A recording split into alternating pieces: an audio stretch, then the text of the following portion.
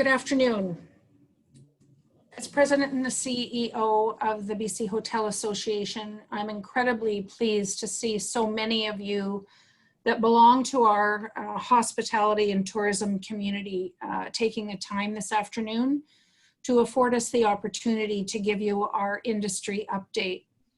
I'll just, both Walt and I have prepared a number of slides and the key topics and the work that we're doing on your behalf.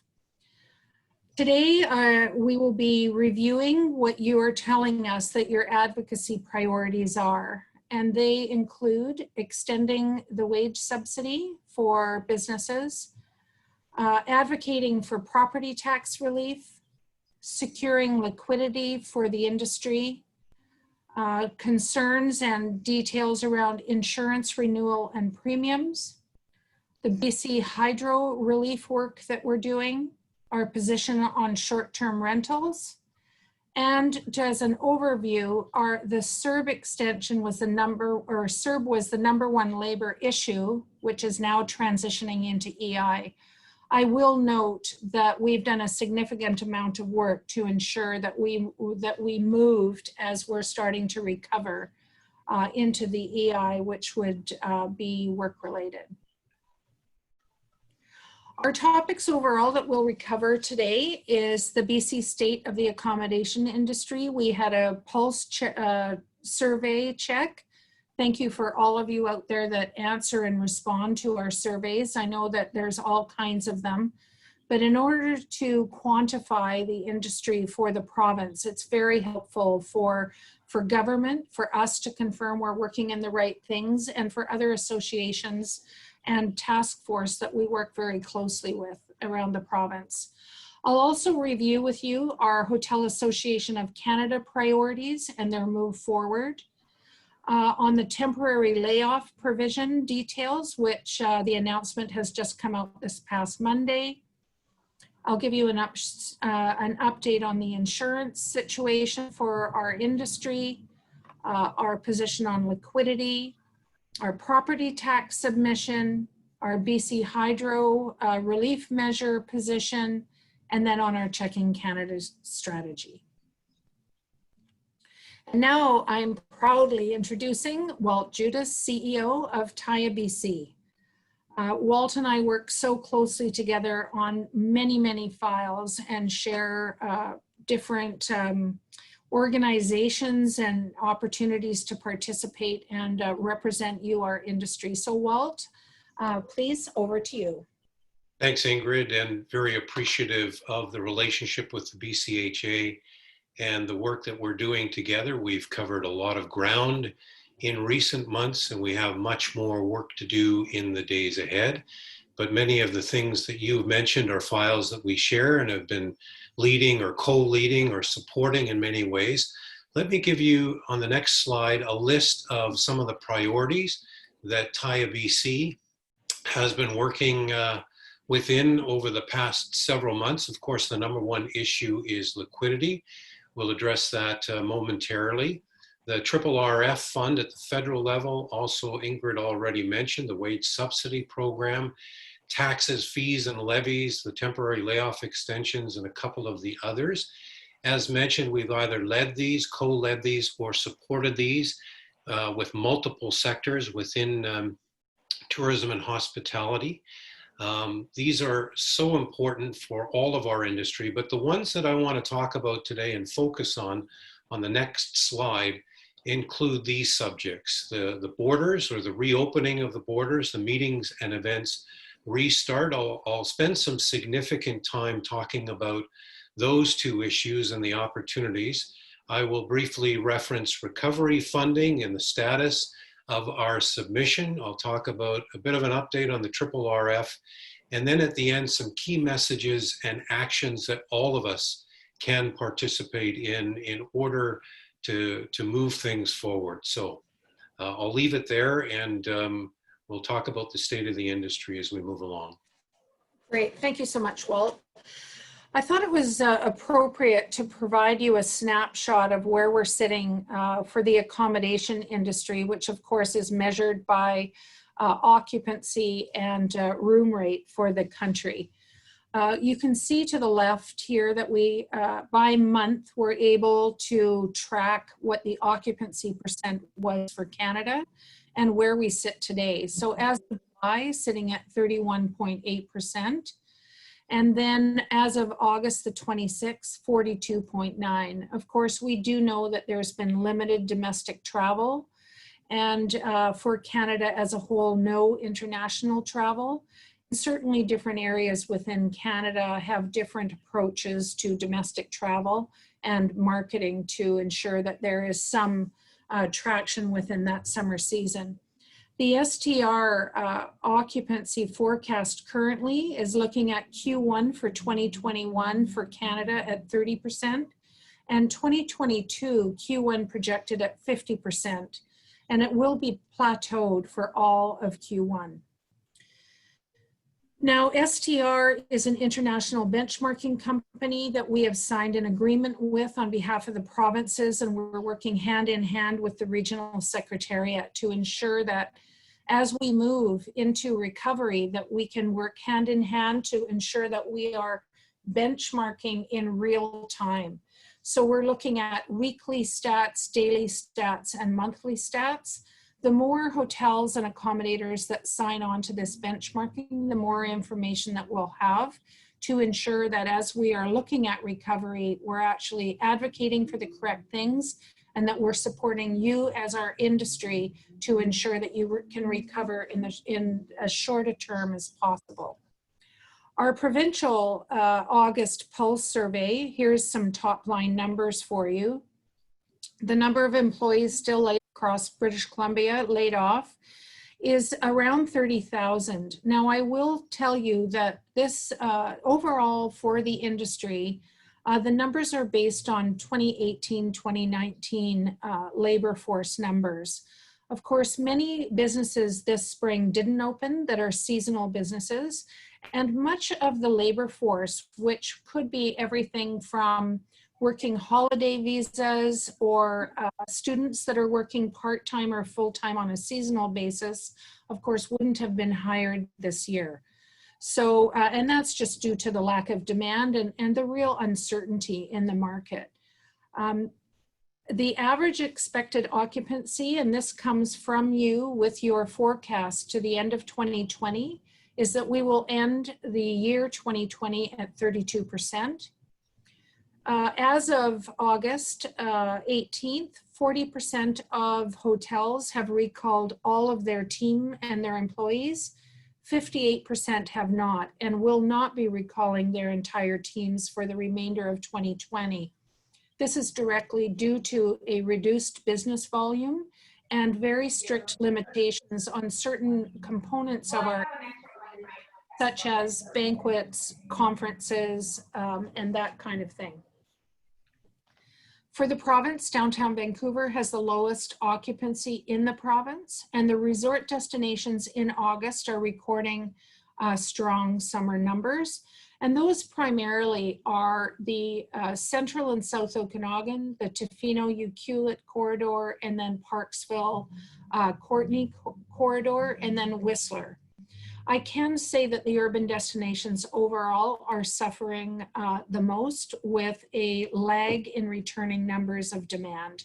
And we know why those are, and those certainly are due to the restrictions in business due to the state of emergency.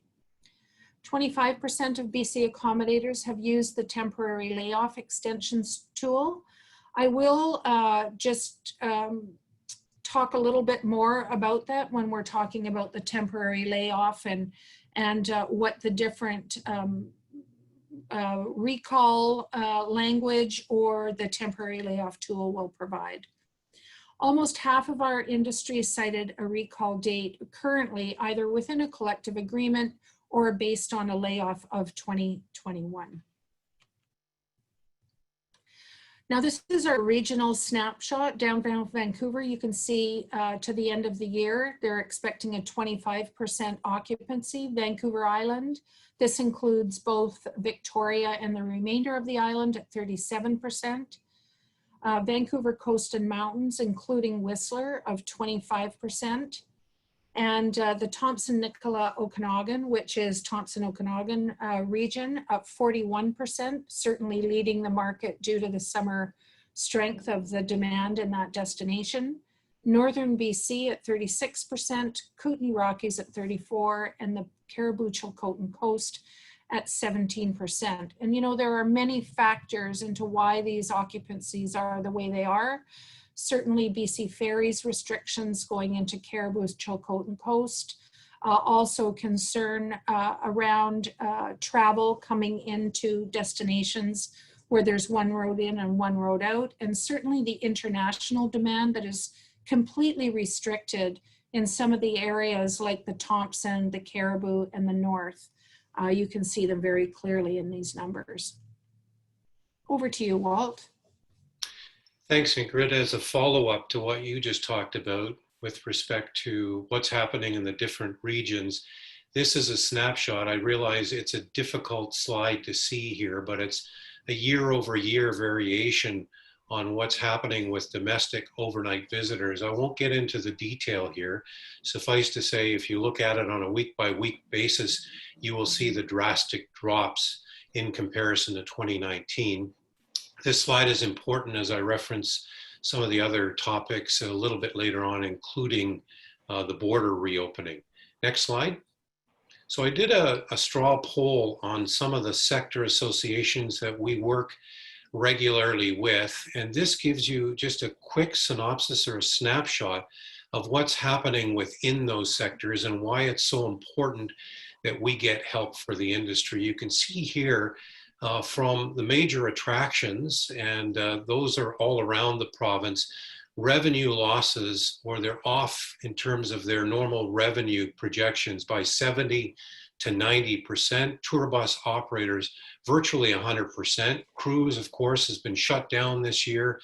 The meetings and events sector, the estimation there is about 90%. Guide outfitters, wilderness tour operators at 85%. And whale watching 60 to 90%.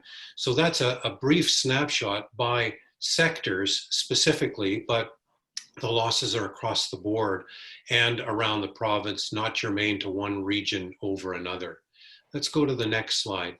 So in starting with some of the topic areas that we wanted to talk about, the first thing I wanted to reference was recovery funding, or the stimulus package. As you know, during the province's public consultation process on the allocation of the 1.5 billion in recovery funding, we submitted a proposal that was supported by more than 40 sector associations, including the BCHA, for 680 million to essentially help the tourism and hospitality sector survive. The three components to the ask, if you can go to the next slide, revolved around funding to address solvency or liquidity, if you prefer, support for adaptation costs, and support for the transition to BC-based supply chains. Next slide. Since the public consultation process concluded, the province has been evaluating all of the submissions and asks, which I'm told totaled several billion dollars.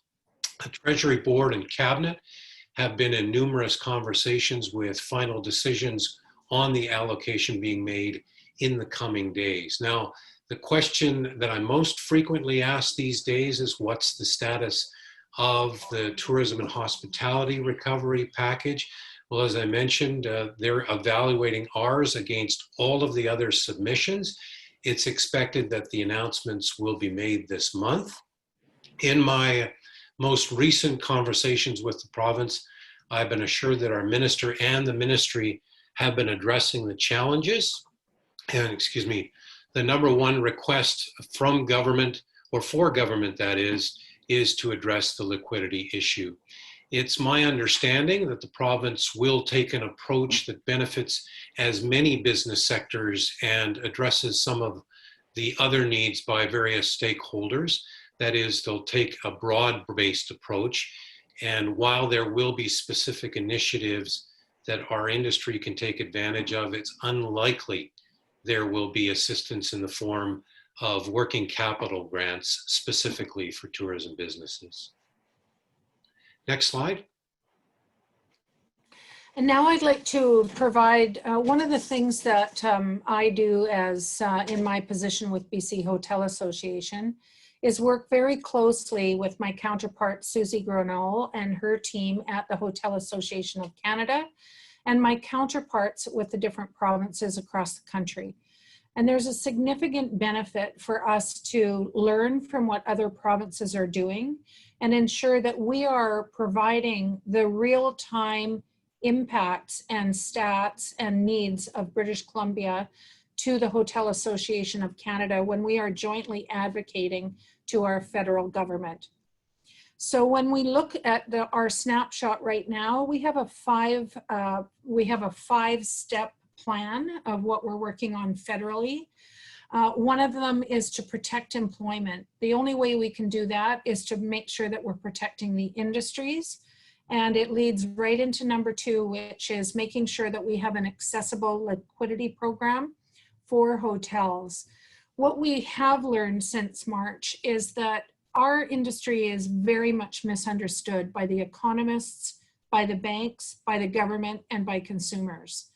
Ultimately, the way that our hotels are structured and the ownership models of our structures is that over 80% of hotels in Canada are independently owned and operated.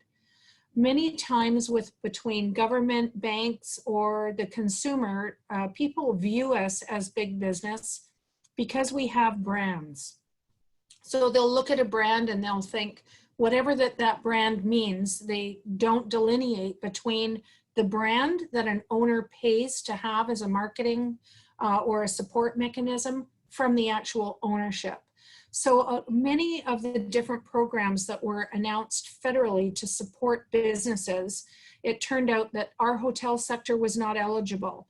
And it also really identified that from within the big 5 banks, which it was believed would be able to provide our industry the support that we needed for liquidity to ensure solvency, in actual fact, we don't fit in that box. And when we did our research, we discovered that the most often our industry is actually financed through alternative finance agencies. So really we had to go back, we had to dissect it, we had to evaluate it, then we had to educate the different government agencies or economists or whoever that we were speaking with, and then put together a program that would actually work for our industry. We're continuing to do that, and our ask is that we have low interest or no interest loans with extended periods of time that the government backs. We keenly understand that personal guarantees and market interest rates are not going to work. And so that really is where we're focused here. And if we can make sure that our businesses stay in business, then we're protecting employment. The third one is to support industry-led health and safety programs. We have the Stay Safe program, which is endorsed for North America. And we also, within British Columbia, I'm working hand in hand with GoTo, and I know that you'll be aware of the best practices and protocols that we've worked hand in hand with our Ministry of Health and the Ministry of Tourism to ensure that we continue to position our industry as a lead in the world for health and safety practices. And I'm very proud to say that we've been able to do that. There's been no cases in hotels anywhere in British Columbia nor across Canada. We're doing a very good job, and we need to make sure that we continue to do that as we get back to business and we start opening up those other sectors. The fourth one is to reduce the use of risky short-term rentals. This is a national and a provincial priority, and we do have the short-term rental file and the advocacy that we've been working on for many years, but it is no more important than now that we're making sure that there is an understanding of the impact that it has and the risk around non-compliance and non-overarching entity to ensure that they in fact are adhering to the best practices that are laid out and accepted that we've worked on with the Department of Health. And then the fifth one, which is completely critical and what Walt will be detailing, is stimulating Canada's hotel sector. This means about taking each of the sectors that we know have supported the business success historically And how can we, in this new reality that we're all living in, make sure that we're doing that thoughtfully, that we're doing it successfully, and that we're looking to the future instead of just where we are right now, which is completely, won't help anybody. So here's the priorities in detail, and this 5-point plan is available on our website, and it's also will be available in the webinar, and we also sent it out in our communique. So this is providing the detail of each of the 5 priorities from a Hotel Association of Canada perspective.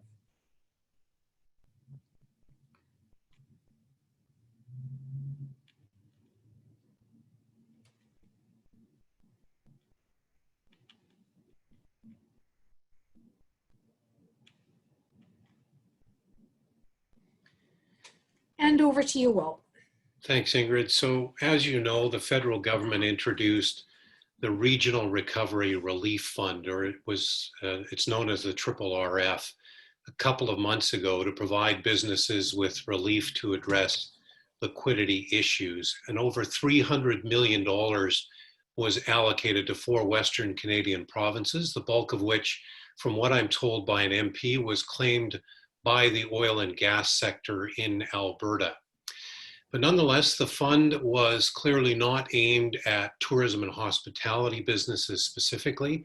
In fact, notwithstanding the qualifying criteria was somewhat difficult, many businesses that did apply were either rejected or they simply didn't hear back on the status of their applications.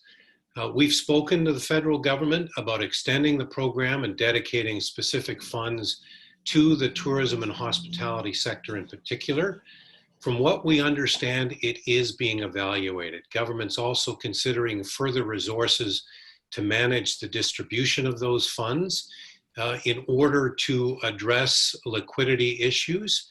Tourism businesses and sectors need to appeal to the federal government for a second RRF intake, specifically for a province by province funding allocation dedicated to the visitor economy. So here's what you would need to do if you applied for the fund and you were either rejected or you didn't receive a response. Please let us know. If this is a program that is important to you, we need another intake, and so we need you to drop us a line. I've spoken with the province about the need to continue advocating for more monies for the RRF, and both the Ministry of Tourism and the Ministry of Finance are speaking to their federal counterparts about another intake. Please, again, we look forward to hearing from you about your experience with RRF so we can provide the information directly to Western Diversification and the federal government. Now I'll just reference the temporary layoff provisions. We, as an industry, both tourism and hospitality and BC Business Council and many other organizations in the province, advocated to our provincial government to extend that layoff provision, citing that if not, the relationship between the employee and the employer was in fact at risk. There is no greater asset that any business has than the employees. And, you know, within the hotel industry, my goodness, so many trained people with such tenure that the risk of having to sever that relationship really was a stress and a hardship that we had to endure. Eventually, it was extended till August 30th. And the Ministry of Labor then built a portal whereby businesses, if they needed an extension past August 30th, they were able to apply hand in hand with their employees to extend it further. Right now, we have 25% of the hotels in the province that have applied. We did think that number would be greater, but then when we're looking at the number of businesses that in fact didn't open because they were seasonal businesses with no demand coming in 2020, that was a percent of hotels. There's a significant number of hotels that already have recall language or layoff timeframe language within their agreements. Most of those mean that they have a recall language that guarantees people coming back to spring of 2021 into spring of 2022, depending on what that agreement is. Currently, we have collective bargaining going on in the province. It is due to note that we have 1,318 hotels in the province. 80 of those are unionized properties.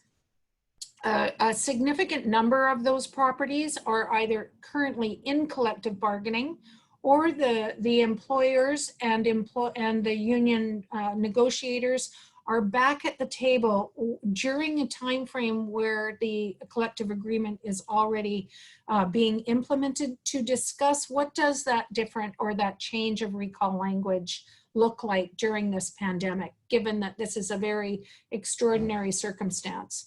So our commitment really is that we hold precious that relationship between employee and employer, and that we continue to work to grow and get our business back so that we can continue to rehire those employees, and that we can make sure that our businesses survive in the long run. Over to you, Walt.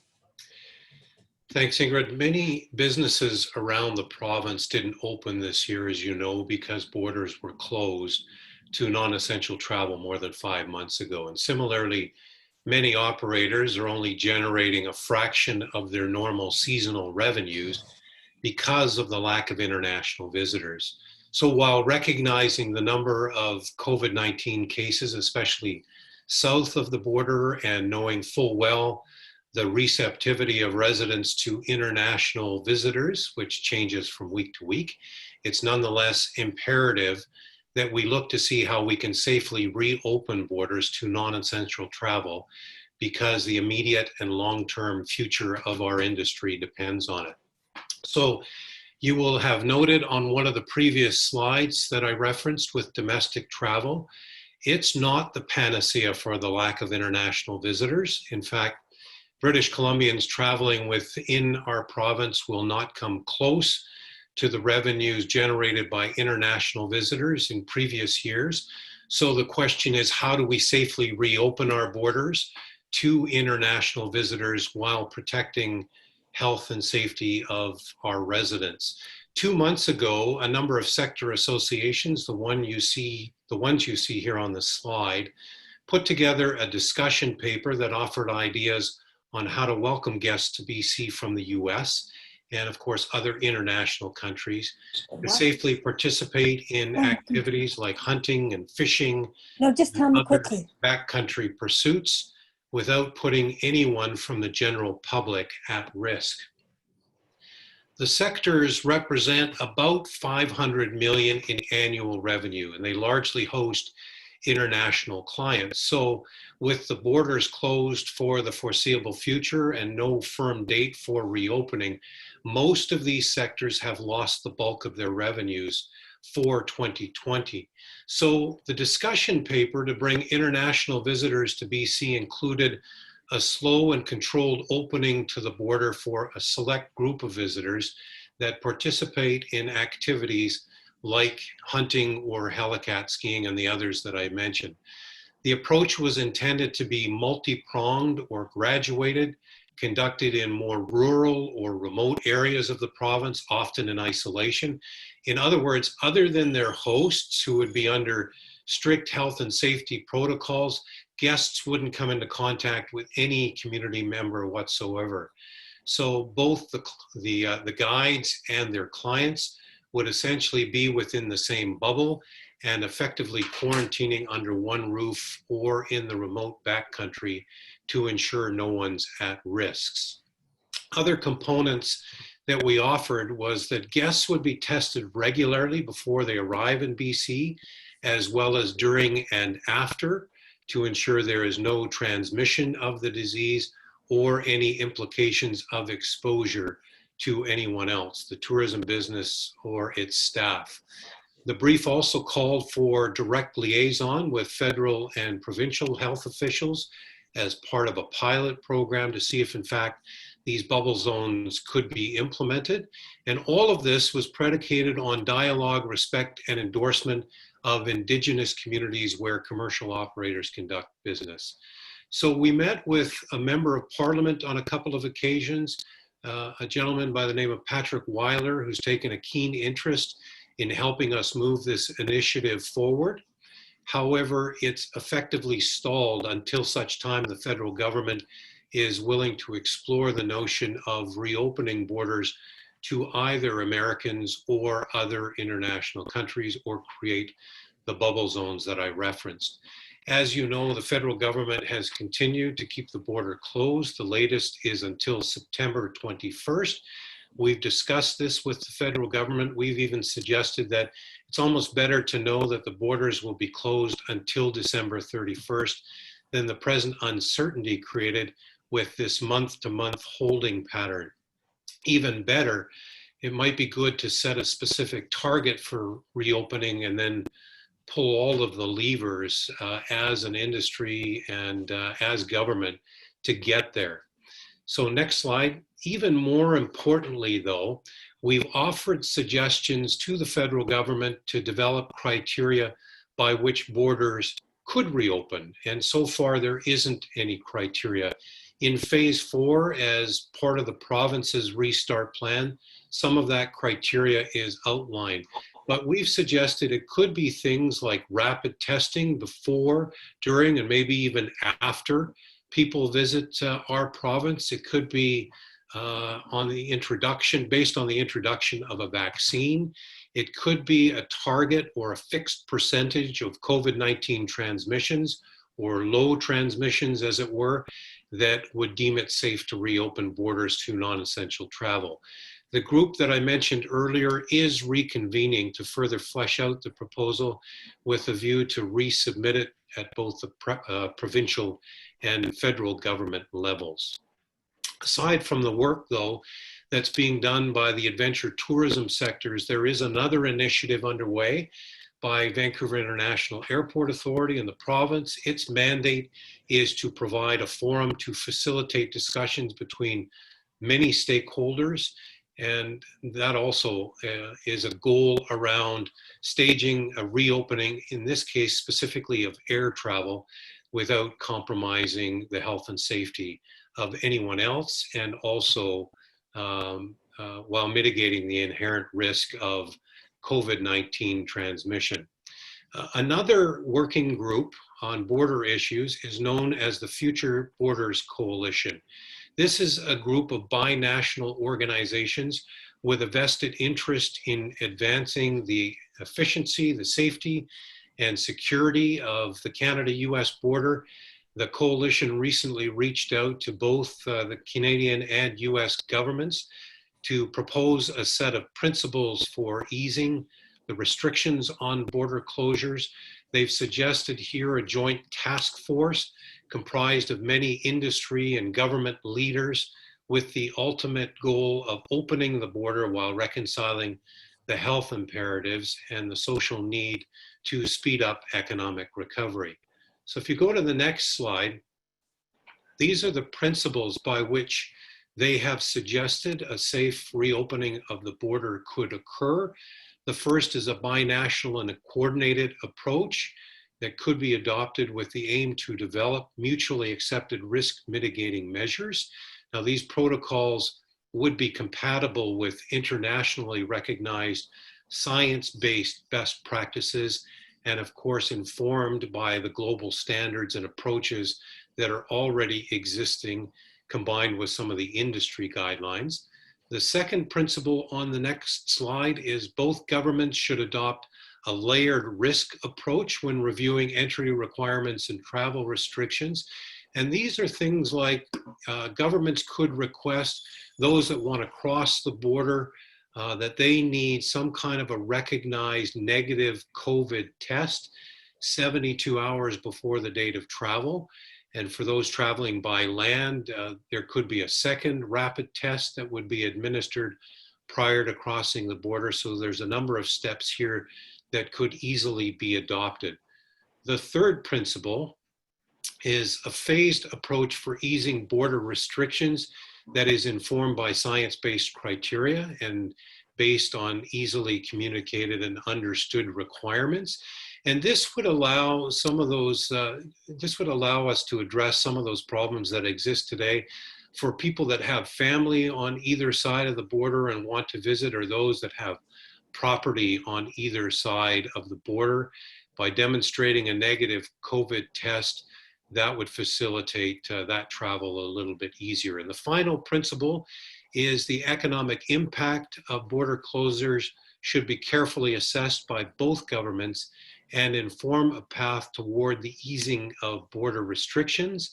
Now, given that fiscal and financial restraint imposed by the pandemic and the integrated nature of our economies, we need to figure out how to prioritize and prioritize a study of the direct and indirect impacts to both economies and get the economies moving again. And some of the data that we would collect would help with decisions related to the easing of border restrictions.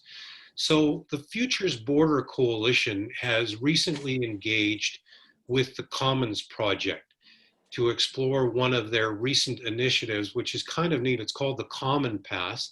It's designed to promote a global standard model to enable travelers to cross the border by air, sea, or land. And so under that framework, for example, travelers would be able to document they've been tested at a trusted location. It would allow travelers to demonstrate they've satisfied the entry requirements without sharing any of their personal health information. And it would allow, with using Common Pass, the ways and means for countries with different regulatory regimes, for example, screening requirements, to operate seamlessly. So this is a neat concept that the Future Borders Coalition is pursuing and will likely unveil more information in the days to come. So what's in it for you? Why should you care about this? Well, as we've talked about previously, it's critical that we work toward and prepare for international borders to be reopened. Several of our sectors, as I alluded to in the research that I shared before, are on life support until it happens. So the process has to begin now. So what you can do for starters is you may consider joining the Future Borders Coalition to keep yourself up to date, contribute to their efforts. There are a number of working groups that you can contribute to and work from. And it's good if you were to reach out to Jerry Bruno of YVR. He's the Executive Director and the CEO of the Futures Borders Coalition, and is doing an excellent job of rallying the troops, as it were. Now, the folks that you see on this slide are part of what's called the tourism rebound, which also focuses on a safe reopening. This group is part of the Pacific Northwest Economic Region. This group is operating in addition to one other tourism roundtable that I should mention. It's based in Canada. It's predominantly represented by folks in Eastern Canada, although there are some Western representatives. It is also driving similar initiatives. But with the tourism rebound, what they've suggested is a number of things that government could do. This is their objective, of course, is to open the borders in a strong, safe, and well-coordinated way. But their principles on the next slide is to develop a tourism restart plan. It's to convene bilateral roundtables involving a number of the transportation sectors. It's an opportunity to collaborate on marketing opportunities between the two countries. On the next slide, part of what their objectives are is to stimulate the rubber tire traffic as soon as it's deemed safe to do so, ensure that governments are aligned and supportive, etc. So all of this work is being done behind the scenes. It's very, very important. If you go to the Panora website, you can sign up with this group and be part of this activity. These are some of the quotes on the next three slides. One from me as a member of this group. Go to the next slide, Ingrid, and the one after that too. You can add your voice to this effort through panwar.org. So please be sure to be engaged, because As I mentioned before, this is absolutely necessary. In absence of any direct support at present, what are the next steps that we can take? And I must couch this, it's vitally important that we talk about when the time is right, when the health and safety protocols are in place, and many of the other things that I just discussed. We have to be prepared to welcome international guests again, because the future of our industry depends on it. Over to you, Ingrid. Well, thank you so much. I just, there's so much work being done by so many people in different industries. And we all know that, opening these international markets, US and international by sector, and different opportunities to open them in a safe way is going to make a significant difference to the time frame by which we recover. And I just feel like the work that's being done by those organizations you profiled and many others is just critical work. At the same time, as we do this kind of work, the insurance industry overall, many of you will have been or are affected by what is called a hardening of the market. BCHA and the provinces across Canada have a shared insurance program that allows it to be self-funded to mitigate claims. Now, currently, what's happening is the international underwriters are suggesting that due to fires, floods, water damage, age of the buildings being built on floodplains, and this is for restaurants, pubs, hotels, lodges, that there is increased risk over and above what premiums are paying. We've been working on this for many months now, and predominantly the renewal timeframe is the beginning of December 2020. So we're working with our partners in Western Financial Group and the other provinces across Canada to ensure that we're able to secure and mitigate the risk of high increases in premiums, and potentially mitigating some of the coverage that we would have had historically. In addition to that, we're developing out best practices and best maintenance to ensure that it's mitigating the risk factor in any of those key common claims. And we certainly have a significant amount of information and support for industry should you require it. I'd also like to say that there are several class action suits currently that have been registered against insurance companies. And for Canada, because the underwriters are predominantly international, this is not putting our industry in the best light. Although there are two schools of thought. One is that we should have business interruption insurance, and we should be eligible for that due to the pandemic. If that was to happen, the other side of the equation is if we all filed for business interruption insurance, that they wouldn't be renewing insurance because they wouldn't have enough money to actually pay out all those claims. So it's kind of a, 6 of one and half a dozen of another, and it's an extremely concerning and difficult situation. I can tell you that we're working with government on all levels. We're working across Canada, and we're working with several companies to ensure that we can do our best to mitigate premium increases and make sure that we have the coverage that we need as our industry. The next one is liquidity. I did refer to this earlier. Critical importance that suez is continued. And really, when you look at the lack of demand and the low occupancies that many of our, not just occupancies, but the low revenue that our industry, both tourism and hospitality, are facing. The suez program is the #1 program that allows us to continue to be in business at low rates comparatively year over year and still stay in business. The other piece, so we're advocating for that to be extended, and for our industry, for there to be a specific 75%, just like it is right now, for it not to be reduced, and that is actually based on a 30% decrease. There needs to be a ceiling when we're seeing some businesses actually do very well this year. you know, both federally and provincially, it's critically important that support mechanisms, relief measures, and investment in liquidity is provided to the companies that need it the most. So our barrier is if you reach 75% of last year's revenue, up to that 75%, then you should be eligible for those relief investment mechanisms. We're really advocating for interest-free or low interest rates with extended payment terms, backed by government, not backed by personal guarantees.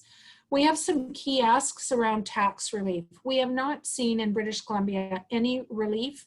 And at this point, we're seeing there's no business tax relief. There's no property tax relief. There was one announcement about school taxes, but that is a fraction of the property tax that is due to municipalities.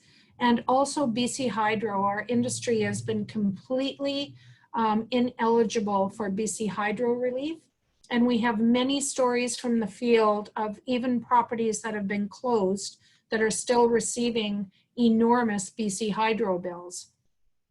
You know, the other part that Walt referred to that we're actively engaged in is how do we increase that 50-person limit in our meetings market to ensure that based on science, based on best practices, based on purpose-built hotels, that we're able to slowly start looking at bigger numbers, which will enable and support our business to recover. Oh, I went the wrong way. And so this is the detail around the suez update and our advocacy federally for that. Our meetings and events restart. Over to you, Walt. So you'll recall these comments. The first was Dr. Bonnie Henry, and that was a number of months ago. The second was Premier Horgan from May 6th, and that did not do our industry, that is the meetings and events sector, very well. Under the current provincial state of emergency and provincial health officer order, you're prohibited, as you know, from permitting the gathering of people in excess of 50 people at a place of which you're the owner, occupier, etc. And so we've always said we respect that order and we commend BC's restart plan, but we submitted the following recommendations for considerations to implement a rolling evaluation plan and adjust restrictions on gatherings and events every 30 days and use space configuration measures or models in conjunction with distancing protocols. Phase 3 of the province's restart plan, as you know, started in late June. It's expected to continue probably through this month, although it could be longer given what we've seen in the increase of COVID cases in recent weeks. But if you've read the restart plan, you would know it's kind of a general roadmap. It does offer suggestions beyond the current phase and the fact that they'll be informed by transmission rates, trends, and other relevant factors. But if you look at the order, the provincial order, it also states the gathering of people indoors or outdoors for the purpose of attending an event can promote the transmission of COVID. The order doesn't apply to workers at a work site. And then it lists a whole number of different exceptions to the order, like shopping activities, campgrounds, et cetera, et cetera. But we have looked at Section 43 of the Public Health Act, where it says you may request me to reconsider this order. And when I'm referring to me, it's obviously Dr. Henry. If you have additional relevant information that was not reasonably available to me when the order was issued, you have a proposal that was not presented to me when the order was issued, et cetera, et cetera. So it's within the context of Section 43 that the meetings and events sector will be submitting a proposal to the province to see if and how they can effectively work beyond the 50-person limit and obviously following stringent health and safety protocols. If you were on the Vancouver Task Force call this morning, you will have heard me talk about some work that was done by Joanne Burns-Miller of Pacific Destination Services. She had a core work group, an advisory committee that included Ingrid, several members that represented the meetings and events sector throughout the province. They've released the Safe Start guidelines to present service providers within the sector a set of recommendations that they can use that are consistent, they're simple, they're practical, they're appropriate, and they follow the current provincial health and safety standards. So the guidelines themselves make it clear the distinction between mass gatherings and business events. Ingrid, if you can go back one slide. Oh, sorry. Yep. That's okay. They're generally held in low-risk environments. They're attended by invited guests. They're pre-registered. They're qualified. There are all kinds of reasons within the restart plan for the province to reconsider an exception to the 50-person limit. So, although the timeline, now you can go to the next slide, Ingrid, although the timeline is undetermined, the provincial health officer and the province have stated in phase 4 that people can gather in large groups and international tourists will be welcomed back to BC, but we can only move to that phase when the national and international case numbers decline. And it largely also depends on how those international jurisdictions respond to the pandemic. But entering phase 4 is conditional on at least one of the 3 factors that you see here: wide vaccination, the community immunity, and broad successful treatment. So because it's anyone's guess when phase 4 will actually take place, we will be consulting with the province at the end of this week, in fact, to review or to learn how to submit a formal submission under the guise of Section 43 that will allow larger scale events beyond the current limit of 50 to take place. But in the meantime, in case you haven't seen it already, the BCHA has developed an excellent document that does provide some guidance on what hotels can do today in particular, especially as it relates to current restrictions, how they can operate within the health and safety protocols and within the 50-person limit. Over to you, Ingrid. Thank you, Walt. We're actually going a little bit over time here. So these are the details and they're in the webinar. So I'll just skip over the details here. Part of the recovery strategy is a strategy called Checking Canada. And we've pitched both the federal and the provincial government on this. And this is a booking portal that will ensure that we can mitigate the OTA commission rates, and we can actually capture domestic travel when all that we have is domestic travel, and then actually open it up to international when the time is right. This would mean phase 1 would be all accommodators regardless of structure as fixed roof in the province, and then second phase would be adding on attractions, restaurants, booking. And so this, we're very hopeful that this is going to be part not only of the innovation, but also of making sure that we're taking our business back. Now, Walt, we have about 5 minutes left, so we're going to run out of time for Q&A. So I just wanted you to know our timing. So I'll be real quick because I think the last portion is extremely important for everyone on the call because it's a bit of an action plan. You might be aware that over the last number of weeks, in conjunction with our submission, we engaged the PACE group, and they've been helping us with a communications campaign that effectively highlights the plight of our sector. That campaign, largely on the media relations side, was to try to gain some public support and obviously government attention on why our sector needs specific help. You may have seen several op-eds in community newspapers and the major newspapers, a number of television stories. I would venture to say, and I don't have stats to back this up, so forgive me for saying this, but if you were to ask the average British Columbian what sector has been affected the most out of any business sector, I bet 4 out of 5 would say it's tourism. So I think we've been effective in communicating our message in many respects. But it doesn't necessarily mean that all of the decisions taken by government will be in our favor. So we need your help in that regard. We have been asking community destination marketing organizations, sector associations, individual businesses to contact their MLAs, even MPs who have also received a copy of this submission. We've been asking you to communicate with your mayors and councils. We've been conveying a lot of the messages through whatever forums and mediums that we can, including presentations like this, because it's vitally important that we help to influence some of those decisions as best we can. So these are some of the key messages that you will see. We've been suggesting over the last several months, probably right since the start of the campaign, looking at the recovery side of our business. And here are some of the things that we can do to encourage recovery.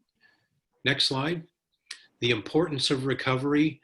And I just mentioned all of the folks that you can talk to. We've talked about the state of our industry. We've talked about our industry needs. In any way that you can amplify that to decision makers, we're at a critical time right now over the next couple of weeks as government is still evaluating all of the submissions. So I'll leave it there with any additional commentary from Ingrid. Thank you very much, Walt. You know, I have to, first of all, apologize because Walt and I took up the entire hour. I think both of us might be quite willing to stay on if you do have some questions and you'd like to use the chat function. Otherwise, we have included here our contact information. What's really important, I think, to both of us is twofold. One is that you have the background of the work that we're doing. We are so appreciative of your support, of your reaching out and making sure that we have real-time truth to tell. And, you know, all of the work that we're doing is for all the right reasons. We're not there yet. I'm afraid that, you know, many times we say to each other, if we're running a marathon, you know, what mile are we in? And I'm not really sure if we know we're in mile 1, 2, or 3. And different sectors will have a different answer for that. I would like to thank you personally for making the time today. And I think both Walt and I, from the resounding registration today and the interest from industry, would suggest that maybe we need to do an update as we move forward in recovery and would be very willing to do so. Walt, any last comments from you? Well, I think you said it very well, Ingrid. I just want to thank everyone for joining us, and thank you as well to everyone on the call for the work that you're doing. I know that we're all deep in this together, and as much as Ingrid and I and our sector association colleagues have been vital to the process of trying to push for response and recovery for our sector, you as individuals, the businesses in particular that are affected, our hearts go out to you, but you're also part of the process on influencing decision makers and helping us recover at some point. And we just want to wish you the best, wish you well, and hang in there. But as Ingrid said, both of us are willing to stay on the call to answer any questions that you have, and we'll spend as much time as necessary. But in the meantime, you also have our information. And as I pointed out earlier, there are a number of people doing good work or organizations. Get connected with them, because I think the work that they're doing is extremely valuable. So thanks again. And I will just say we have many questions here, and because we've been able to, or we've been unable to answer them, Walt and I will go through the questions and ensure that when we do send out the webinar presentation, that we do our best to answer your questions within the body of our response. And you can reach either one of us. Our contact information is here on the last slide here. We look forward to hearing from you, and we're here working on your behalf. Thank you very much.